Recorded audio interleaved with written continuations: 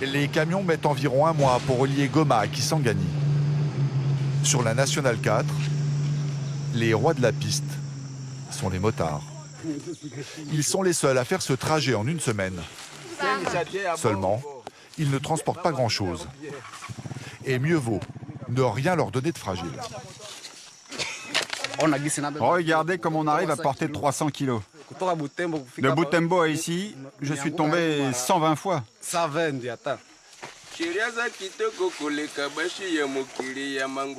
Le motard est obligé de s'asseoir sur le réservoir.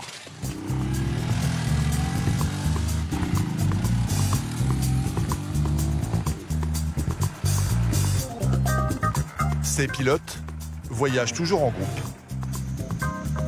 L'entraide est vitale pour eux.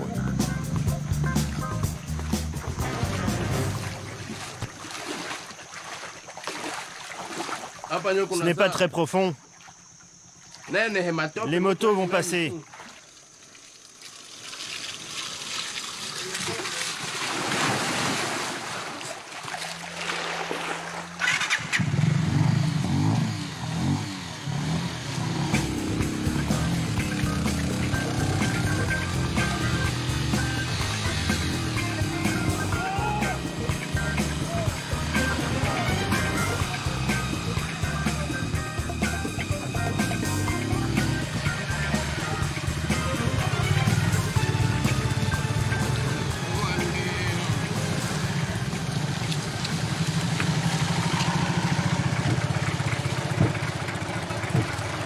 Ce camion est le premier d'une longue file.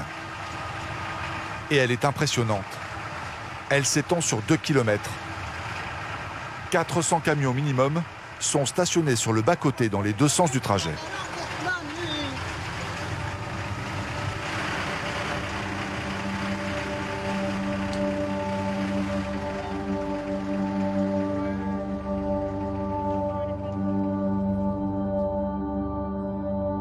Nous sommes au kilomètre 320, entre les villes de Nyanya et Bafouassende.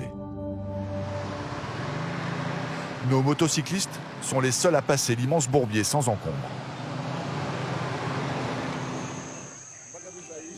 Cette fois-ci, les camions sont bloqués depuis plus d'une semaine et personne ne leur vient en aide.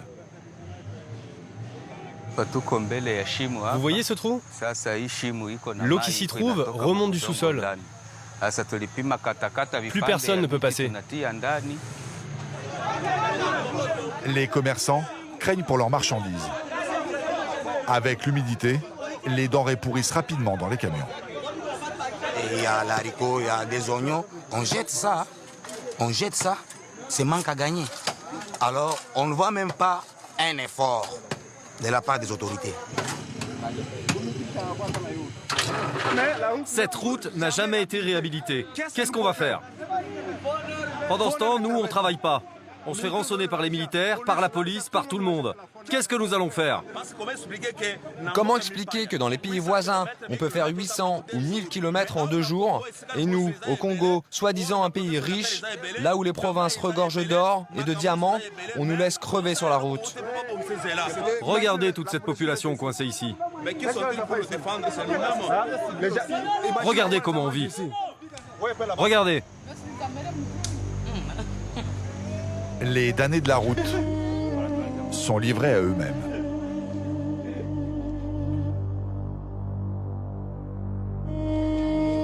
Pour faire des braises sur du charbon humide, rien ne vaut le souffle du pot d'échappement.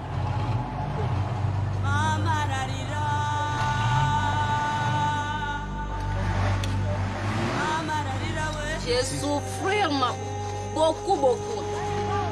Sans eau, ils n'ont d'autre choix que de remplir leurs bidons à la rivière. Je voudrais que le gouvernement s'occupe de cette route. C'est la route qui fait nourrir la population de la province orientale. Si on n'intervient pas maintenant, vous allez voir que les gens vont mourir de faim. Les gens vont mourir de faim. Ces camions et voitures embourbées sont à l'image de l'économie du pays, engluée par son réseau routier à l'abandon.